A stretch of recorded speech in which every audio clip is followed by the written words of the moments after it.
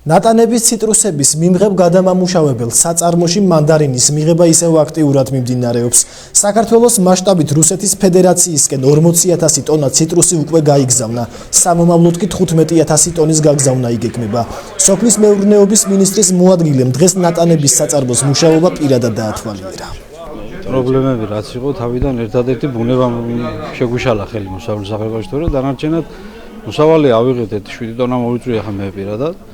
ჩამოვიდა ნეღერ არაფერი პრობლემა არ არის, ჩავაბარეთ ის დაბალი ხარისხი ცალკე ფასში წავიდა და ტრანსპორტირებას ვინაზღაურებს კიდე წარმოება და რა ვიცი, მაყოფილი ვარ. ეს ექსპორტი ძალიან დინამიურად მიდის და ძალიან კარგად ვითარდება, ესე ჩვენი ექსპორტი 40,000 ტონამდე უკვე არის გადატვირთული ამ ეტაპზე. თქვენ ხედავთ, რომ ეს ყველაფერი მიდის ევროპული ყუთებით და ევროპული სტანდარტებით, ევროპულ პალეტებზე. ჩვენ დღიურად საშუალოდ მარტო მხოლოდ მანქანებით 2,000 ტონაზე მეტი უკვე გადადის, ეს არის ლარსი, სომხეთი და აზერბაიჯანის საზღვრებზე. ასევე ჩვენ გემებით ვარაუდობთ თვის ბოლომდე მინიმუმ 15,000 ტონის გადატვირთვას დამატებით.